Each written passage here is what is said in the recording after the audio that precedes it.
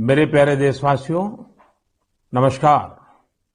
हम देख रहे हैं कि किस प्रकार से देश पूरी ताकत के साथ कोविड-19 के खिलाफ लड़ रहा है।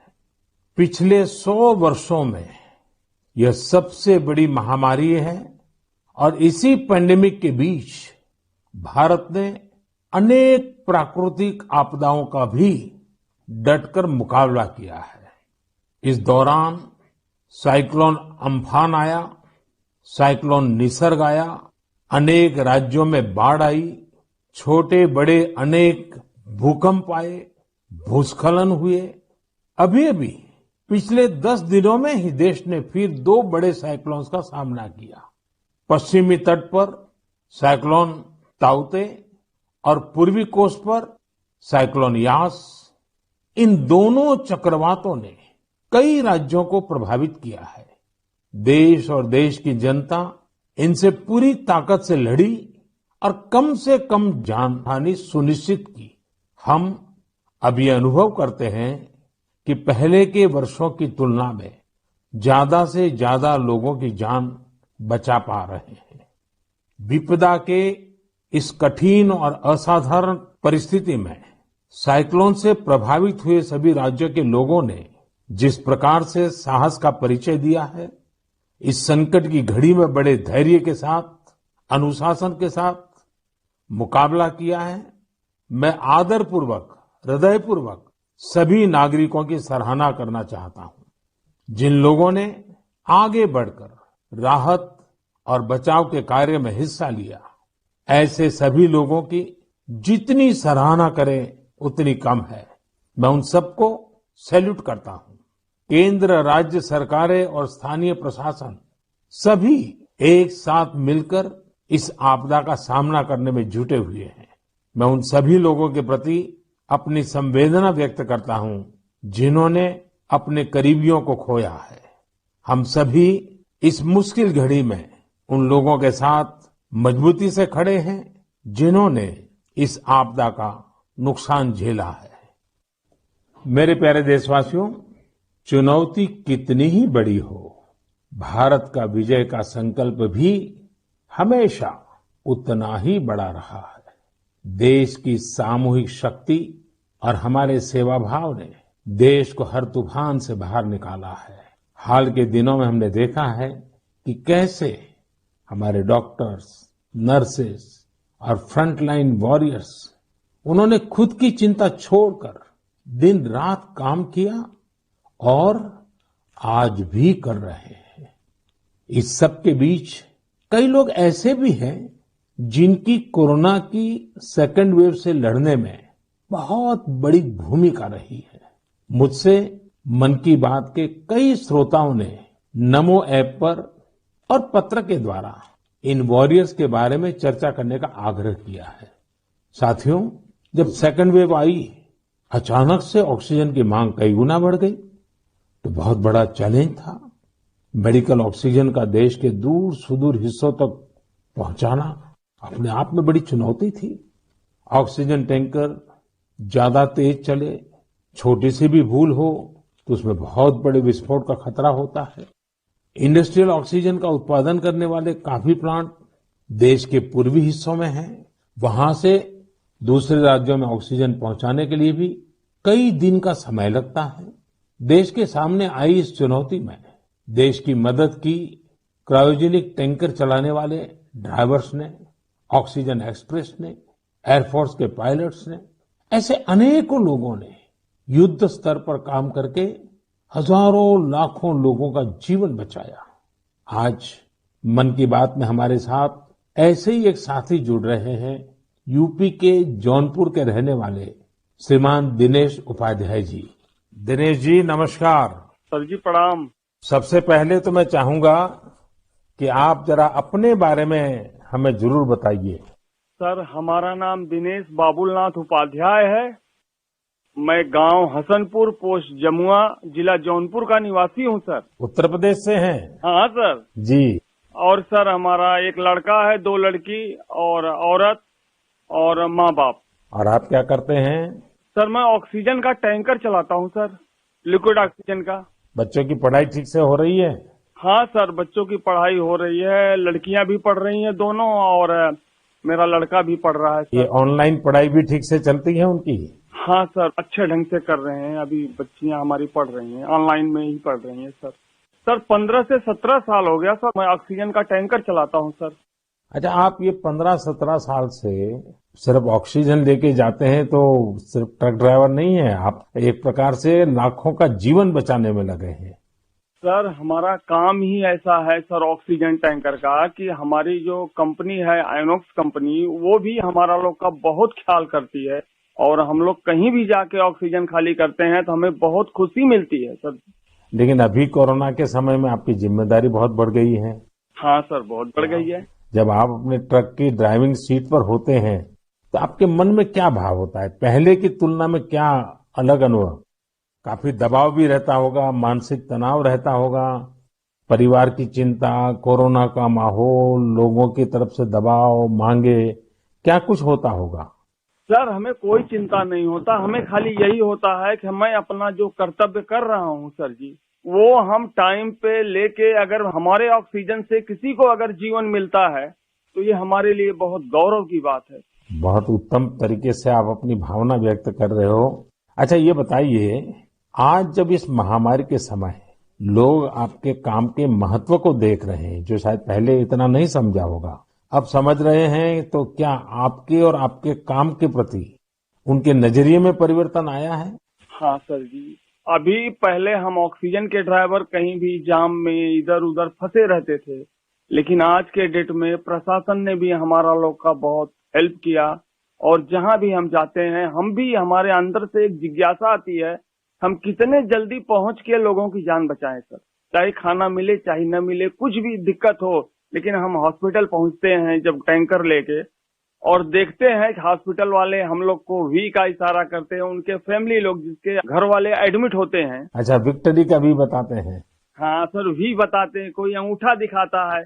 हमको बहुत तसल्ली आती है हमारे जीवन में कि हमने कोई अच्छा काम जरूर किया है, जो मुझे ऐसा सेवा करने का अवसर मिला है सर। सारी थकान उतर जाती होगी। हाँ सर, हाँ सर। तो घर आकर के बच्चों से बातें बताते हो आप सब? नहीं सर, बच्चे तो हमारे गांव में रहते हैं, हम तो यहाँ आइनॉक्स एयर प्रोडक्ट में मैं ड्राइवरी करता हूँ। 8-9 महीने के बाद तब घर जाता हूँ। तो कभी फोन पे बच्चों से बात करते होंगे तो? हाँ सर, बराबर होता है। तो उनके मन में रहता होगा, पिताजी जरा संभालिए ऐसे समय? सर जी, वो लोग बोलते हैं पापा काम करो लेकिन अपने सेफ्टी से करो, और हम लोग सर सेफ्टी से काम करते हैं। हमारा मानगांव प्लांट भी है और आइनॉक्स बहुत हमारा लोग का हेल्प करता है। चलिए दिनेश जी, मुझे बहुत अच्छा लगा आपकी बातें सुन करके, और देश को भी लगेगा कि इस कोरोना की लड़ाई में कैसे कैसे किस प्रकार से लोग काम कर रहे हैं। आप 9-9 महीने तक अपने बच्चों को नहीं मिल रहे हैं, परिवार को नहीं मिल रहे हैं, सिर्फ लोगों की जान बच जाए। जब ये देश सुनेगा ना, देश को गर्व होगा कि लड़ाई हम जीतेंगे, क्योंकि दिनेश उपाध्याय जैसे लाखों लाखों ऐसे लोग हैं जो जी जान से जुटे हुए हैं।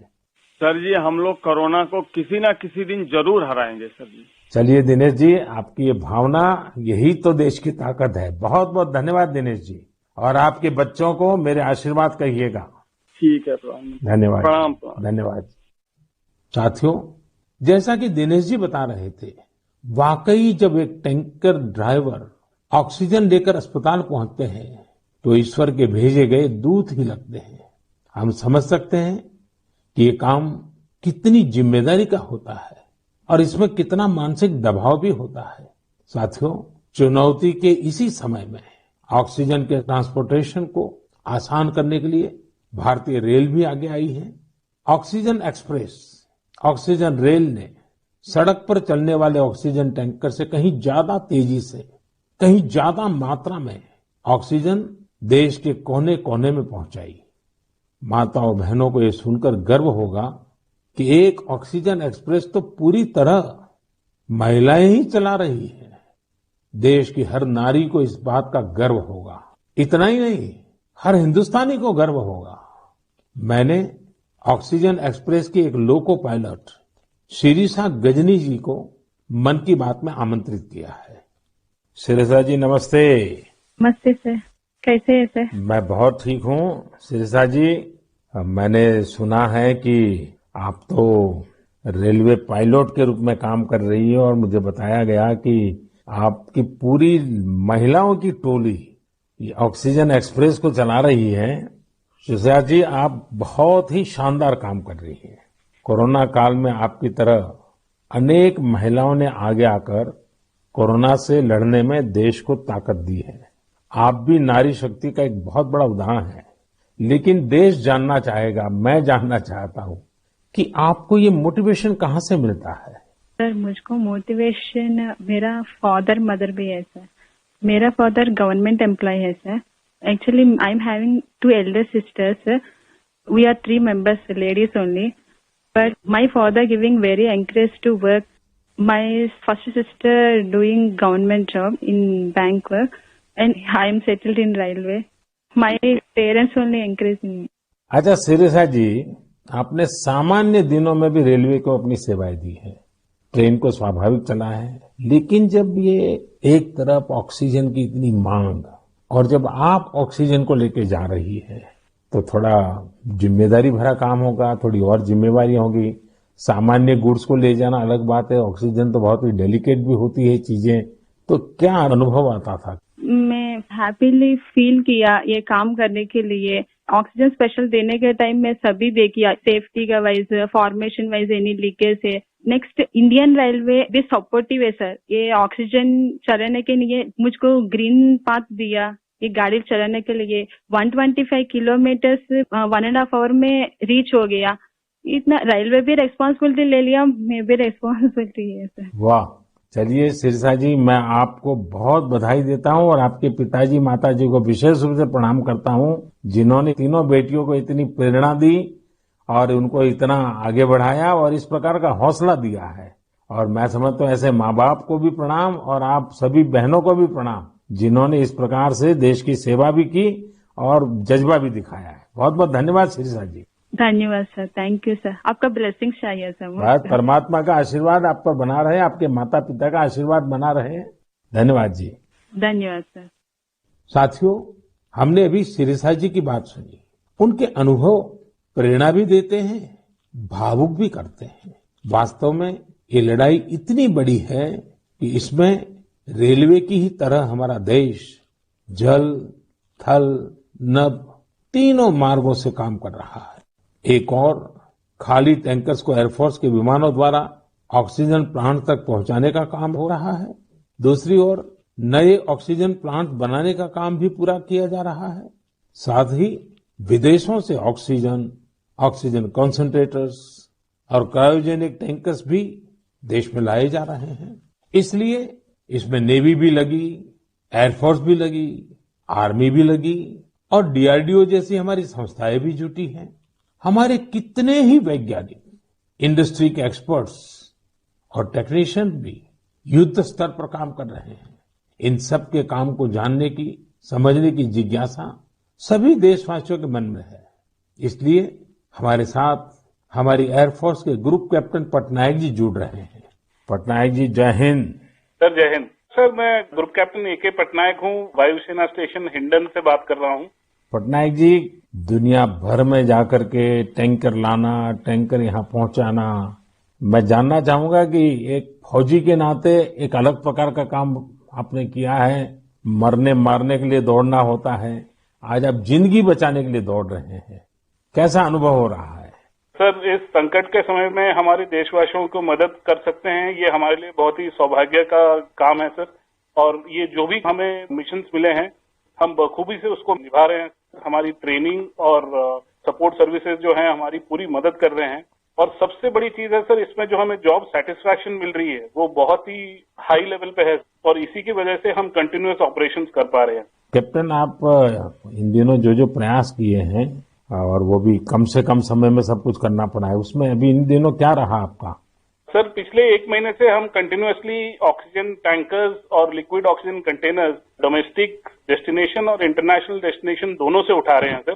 करीब 1600 सॉर्टी से ज्यादा एयरफोर्स कर चुकी है और 3000 से ज्यादा घंटे हम उड़ चुके हैं। करीब 160 इंटरनेशनल मिशन कर चुके हैं, जिस वजह से हम हर जगह से ऑक्सीजन टैंकर्स जो पहले अगर डोमेस्टिक में 2 से 3 दिन लगते थे, हम उसको 2 से 3 घंटे में एक जगह से दूसरी जगह पहुंचा सकते हैं सर। और इंटरनेशनल मिशंस में भी within 24 hour continuous round the clock operations करके पूरी एयरफोर्स इसमें लगी हुई है कि जितनी जल्दी हो सके हम जितने ज्यादा टैंकर ला सकें और देश की मदद कर सके सर। कैप्टन, आपको इंटरनेशनल में अभी कहाँ कहाँ दौड़ भागना पड़ा? सर शॉर्ट नोटिस पे हमें सिंगापुर, दुबई, बेल्जियम, जर्मनी और यूके, ये सब जगह पे different fleets of the Indian air force sir, IL-76, C-17 और बाकी सारे विमान गए थे, C-130, जो बहुत ही शॉर्ट नोटिस पे ये मिशन प्लान करके हमारी ट्रेनिंग और जोश की वजह से हम टाइमली इन मिशन को कंप्लीट कर पाए सर। देखिए, इस बार देश गर्व अनुभव करता है कि जल हो, थल हो, नभ हो, हमारे सारे जवान इस कोरोना के खिलाफ लड़ाई में लगे हैं। और कैप्टन, आपने भी बहुत बड़ी जिम्मेवारी निभाई है, तो मैं आपको भी बहुत बधाई देता हूं। Sir thank you so much sir. हम अपनी पूरी कोशिश में जी जान के साथ लगे हुए हैं और मेरी बेटी भी मेरे साथ है सर, अदिति। अरे वाह! नमस्ते मोदी जी। नमस्ते बेटी, नमस्ते। अदिति, आप कितने साल की हैं? मैं 12 साल की हूँ और मैं क्लास 8 में पढ़ती हूँ। तो ये पिताजी बाहर जाते हैं, यूनिफॉर्म में रहते हैं।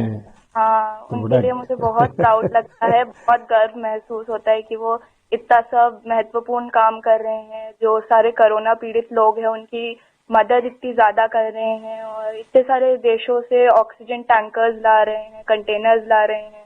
लेकिन बेटी तो पापा को बहुत मिस करती है ना?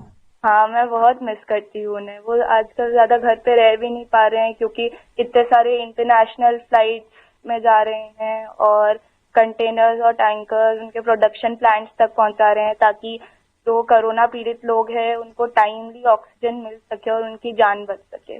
तो बेटा, ये जो ऑक्सीजन के कारण लोगों की जान बचाने वाला काम तो अब घर घर में लोगों को पता चला है।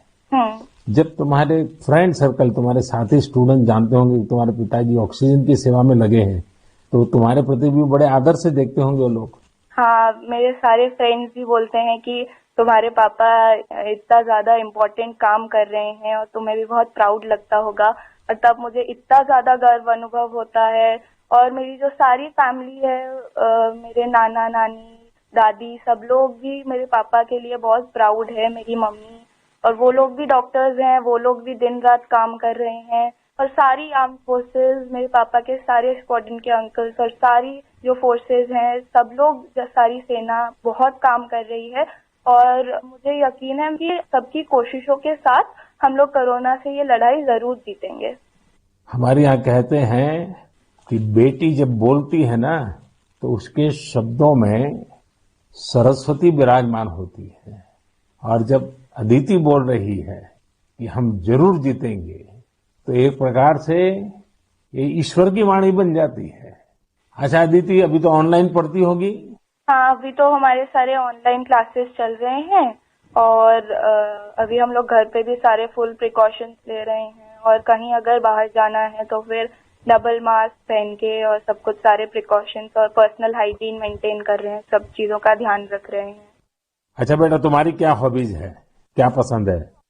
मेरी हॉबीज हैं कि मैं स्विमिंग और बास्केटबॉल करती हूँ, पर अभी तो वो थोड़ा बंद हो गया है। और इस लॉकडाउन और कोरोना वायरस के दौरान मैंने बेकिंग और कुकिंग का बहुत ज्यादा मुझे शौक है। और मैं अभी सारे बेकिंग और कुकिंग करके, जब पापा इतना सारा काम करके आते हैं तो मैं उनके लिए कुकीज और केक बनाती हूँ। वाह वाह वाह! चलिए बेटा, बहुत दिनों के बाद तुम्हें पापा के साथ समय बिताने का मौका मिला है, बहुत अच्छा लगा। और कैप्टन, आपको भी मैं बहुत बधाई देता हूँ। लेकिन जब मैं कैप्टन को बधाई देता हूँ, मतलब सिर्फ आपको ही नहीं, सारे हमारे फोर्सेस, जल, थल, नभ, जिस प्रकार से जुटे हुए हैं, मैं सबको सैल्यूट करता हूँ। धन्यवाद भैया। Thank you sir. साथियों, वाकई हमारे इन जवानों ने, इन वॉरियर्स ने जो काम किया है, इसके लिए देश इन्हें सैल्यूट करता है। इसी तरह लाखों लोग दिन रात जुटे हुए हैं। जो काम वो कर रहे हैं वो उनके रूटीन काम का हिस्सा नहीं है। इस तरह की आपदा तो दुनिया पर 100 साल बाद आई है, 1 शताब्दी के बाद इतना बड़ा संकट। इसलिए इस तरह के काम का किसी के पास कोई भी अनुभव नहीं था। इसके पीछे देश सेवा का जज्बा है और एक संकल्प शक्ति है। इसी से देश ने वो काम किया है जो पहले कभी नहीं हुआ। आप अंदाजा लगा सकते हैं, सामान्य दिनों में हमारे यहाँ एक दिन में 900 metric ton liquid medical oxygen का प्रोडक्शन होता था। अब ये 10 गुना से भी ज्यादा बढ़कर करीब करीब 9,500 मीट्रिक टन प्रतिदिन उत्पादन हो रहा है। इस ऑक्सीजन को हमारे वॉरियर्स देश के दूर सुदूर कोने तक पहुंचा रहे हैं। मेरे प्यारे देशवासियों, ऑक्सीजन पहुंचाने के लिए देश में इतने प्रयास हुए, इतने लोग जुटे। एक नागरिक के तौर पर ये सारे कार्य प्रेरणा देते हैं। एक टीम बनकर हर किसी ने अपना कर्तव्य निभाया है। मुझे बेंगलुरु से उर्मिला जी ने कहा है कि उनके पति लैब टेक्नीशियन है और ये भी बताया है कि कैसे इतनी चुनौतियों के बीच वो लगातार टेस्टिंग का काम करते रहे हैं। साथियों, कोरोना की शुरुआत में देश में केवल एक ही टेस्टिंग लैब थी, लेकिन आज 2,500 से ज्यादा लैब्स काम कर रही हैं। शुरू में कुछ 100 टेस्ट एक दिन में हो पाते थे, अब 20 लाख से ज्यादा टेस्ट एक दिन में होने लगे हैं। अब तक देश में 33 करोड़ से ज्यादा सैंपल की जांच की जा चुकी है। ये इतना बड़ा काम इन साथियों की वजह से ही संभव हो रहा है। कितने ही फ्रंटलाइन वर्कर्स सैंपल कलेक्शन के काम में लगे हुए हैं। संक्रमित मरीजों के बीच जाना, उनका सैंपल लेना, ये कितनी सेवा का काम है। अपने बचाव के लिए इन साथियों को इतनी गर्मी में भी लगातार पीपीई किट पहन के ही रहना पड़ता है। इसके बाद ये सैंपल लैब में पहुंचता है। इसलिए जब मैं आप सबके सुझाव और सवाल पढ़ रहा था तो मैंने तय किया कि हमारे इन साथियों की भी चर्चा जरूर होनी चाहिए। इनके अनुभवों से हमें भी बहुत कुछ जानने को मिलेगा। तो आइए दिल्ली में एक लैब टेक्नीशियन के तौर पर काम करने वाले हमारे साथी प्रकाश कांडपाल जी से बात करते हैं। प्रकाश जी नमस्कार। नमस्कार आदरणीय प्रधानमंत्री जी। प्रकाश जी, सबसे पहले तो आप मन की बात के हमारे सभी श्रोताओं को अपने बारे में बताइए।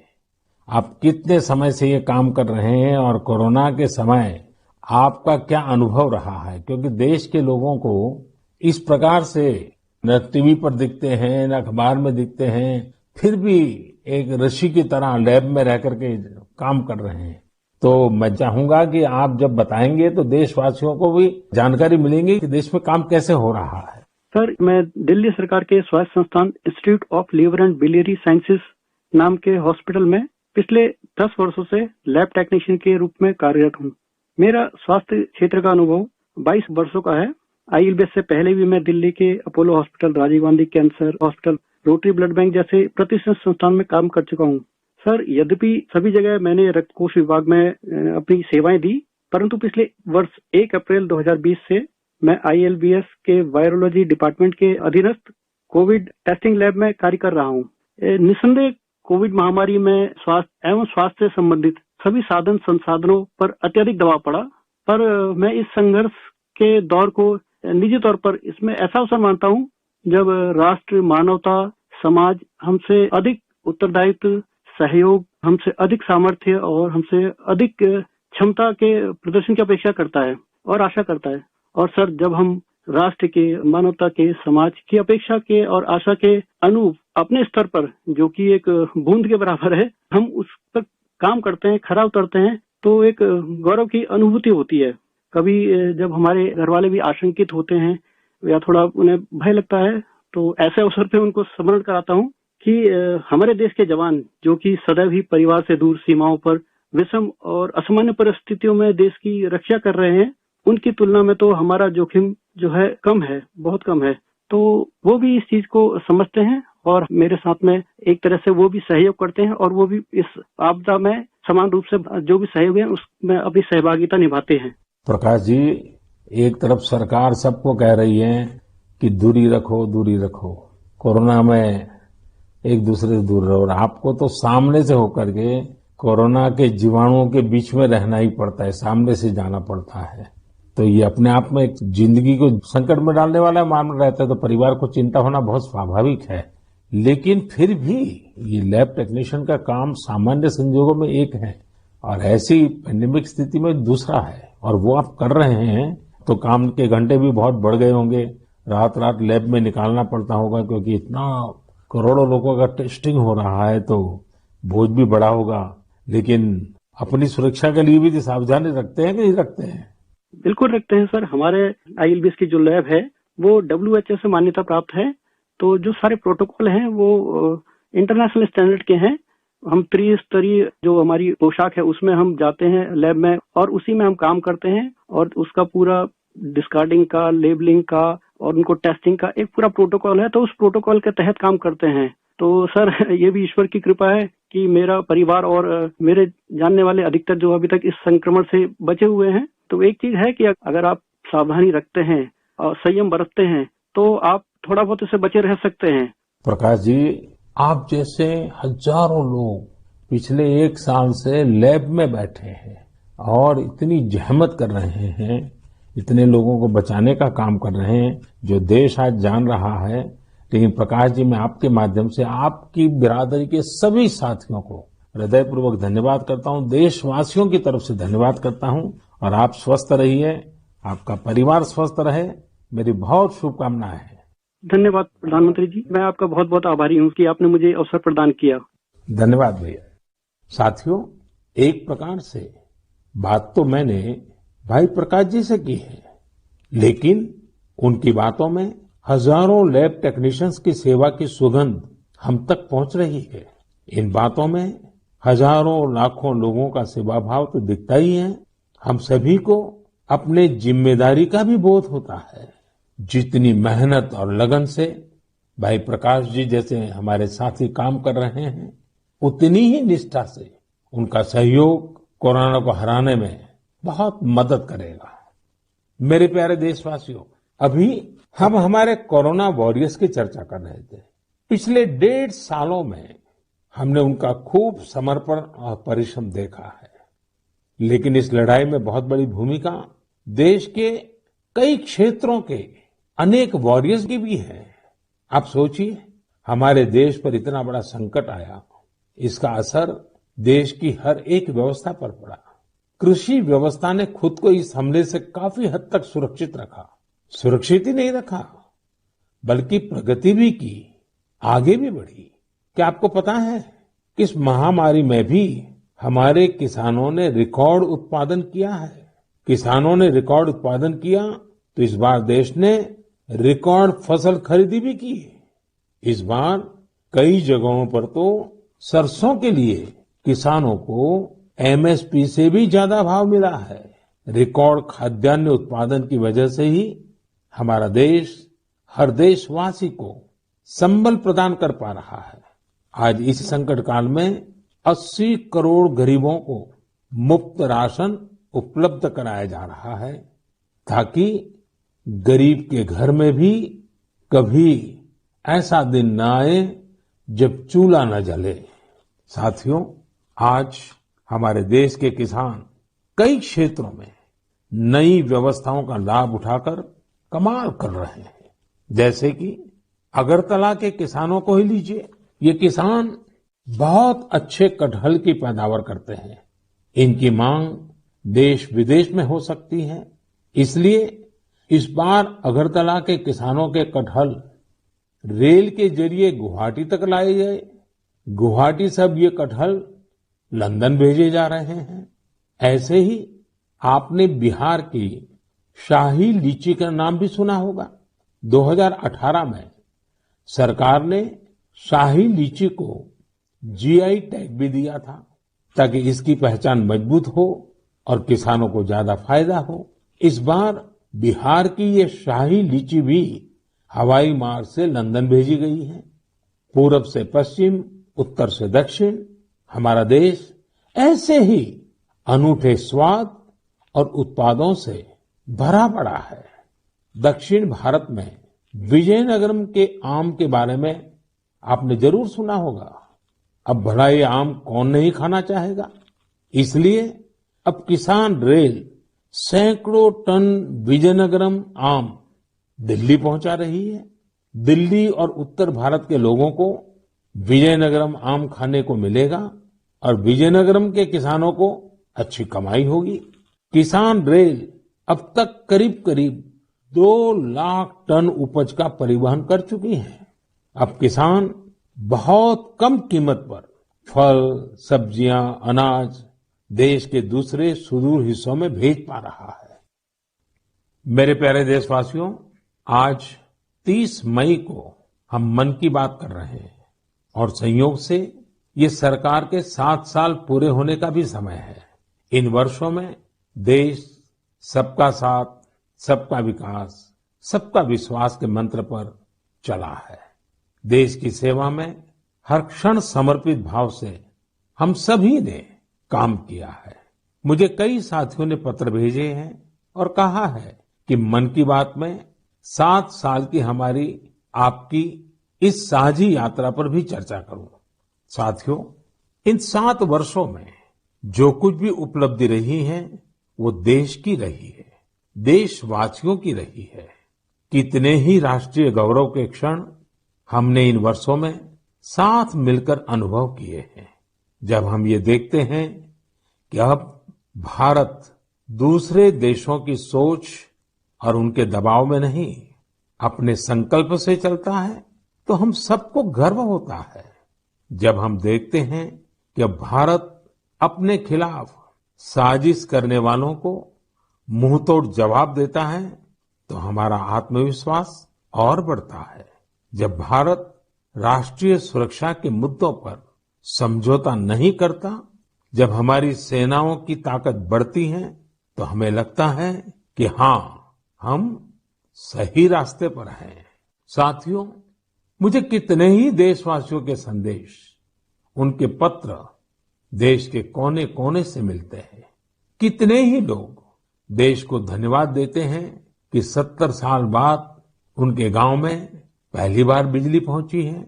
उनके बेटे बेटियां उजाले में, पंखे में बैठ करके पढ़ रहे हैं। कितने ही लोग कहते हैं कि हमारा भी गांव अब पक्की सड़क से शहर से जुड़ गया है। मुझे याद है, एक आदिवासी इलाके से कुछ साथियों ने मुझे संदेश भेजा था कि सड़क बनने के बाद पहली बार उन्हें ऐसा लगा कि वो भी बाकी दुनिया से जुड़ गए हैं। ऐसे ही कहीं कोई बैंक खाता खुलने की खुशी साझा करता है, तो कोई अलग अलग योजनाओं की मदद से जब नया रोजगार शुरू करता है, तो उस खुशी में मुझे भी आमंत्रित करता है। प्रधानमंत्री आवास योजना के तहत घर मिलने के बाद गृह प्रवेश के आयोजन में कितने ही निमंत्रण मुझे हमारे देशवासियों की ओर से लगातार मिलते रहते हैं। इन 7 सालों में आप सबकी ऐसी करोड़ों खुशियों में मैं शामिल हुआ हूं। अभी कुछ दिन पहले ही मुझे गांव से एक परिवार ने जल जीवन मिशन के तहत घर में लगे पानी के नल की एक फोटो भेजी। उन्होंने इस फोटो का कैप्शन लिखा था, मेरे गांव की जीवन धारा। ऐसे कितने ही परिवार हैं। आजादी के बाद 7 दशकों में हमारे देश के केवल 3.5 करोड़ ग्रामीण घरों में ही पानी के कनेक्शन थे, लेकिन पिछले 21 महीनों में ही 4.5 करोड़ घरों को साफ पानी के कनेक्शन दिए गए हैं। इनमें से 15 महीने तो कोरोना काल के ही थे। इसी तरह का एक नया विश्वास देश में आयुष्मान योजना से भी आया है। जब कोई गरीब मुफ्त इलाज से स्वस्थ होकर घर आता है, तो उसे लगता है कि उसे नया जीवन मिला है। उसे भरोसा होता है कि देश उसके साथ है। ऐसे कितने ही परिवारों का आशीर्वचन, करोड़ों माताओं का आशीर्वाद लेकर हमारा देश मजबूती के साथ विकास की ओर अग्रसर है। साथियों, इन 7 सालों में भारत ने डिजिटल लेन देन में दुनिया को नई दिशा दिखाने का काम किया है। आज किसी भी जगह जितनी आसानी से आप चुटकियों में डिजिटल पेमेंट कर देते हैं, वो कोरोना के समय में भी बहुत उपयोगी साबित हो रहा है। आज स्वच्छता के प्रति देशवासियों की गंभीरता और सतर्कता बढ़ रही है। हम रिकॉर्ड सैटेलाइट भी प्रक्षेपित कर रहे हैं और रिकॉर्ड सड़कें भी बना रहे हैं। इन 7 वर्षों में ही देश के अनेकों पुराने विवाद भी पूरी शांति और सौहार्द से सुलझाए गए हैं। पूर्वोत्तर से लेकर कश्मीर तक शांति और विकास का एक नया भरोसा जगा है। साथियों, क्या आपने सोचा है ये सब काम जो दशकों में भी नहीं हो सके, इन 7 सालों में कैसे हुए? ये सब इसलिए संभव हुआ क्योंकि इन 7 सालों में हमने सरकार और जनता से ज्यादा एक देश के रूप में काम किया, एक टीम के रूप में काम किया, टीम इंडिया के रूप में काम किया। हर नागरिक ने देश को आगे बढ़ाने में एकाध कदम आगे बढ़ाने का प्रयास किया है। हाँ, जहां सफलताएं होती हैं, वहां परीक्षाएं भी होती हैं। इन 7 सालों में हमने साथ मिलकर ही कई कठिन परीक्षाएं भी दी है और हर बार हम सभी मजबूत होकर निकले हैं। कोरोना महामारी के रूप में इतनी बड़ी परीक्षा तो लगातार चल रही है। ये तो एक ऐसा संकट है जिसने पूरी दुनिया को परेशान किया है। कितने ही लोगों ने अपनों को खोया है। बड़े बड़े देश भी इसकी तबाही से बच नहीं सके हैं। इस वैश्विक महामारी के बीच भारत सेवा और सहयोग के संकल्प के साथ आगे बढ़ रहा है। हमने पहली वेव में भी पूरे हौसले के साथ लड़ाई लड़ी थी। इस बार भी वायरस के खिलाफ चल रही लड़ाई में भारत विजयी होगा। 2 गज की दूरी, मास्क से जुड़े नियम हो या फिर वैक्सीन, हमें ढिलाई नहीं करनी है। यही हमारी जीत का रास्ता है। अगली बार जब हम मन की बात में मिलेंगे तो देशवासियों के कई और प्रेरणादायक उदाहरणों पर बात करेंगे और नए विषयों पर चर्चा करेंगे। आप अपने सुझाव मुझे ऐसे ही भेजते रहिए। आप सभी स्वस्थ रहिए, देश को इसी तरह आगे बढ़ाते रहिए। बहुत बहुत धन्यवाद।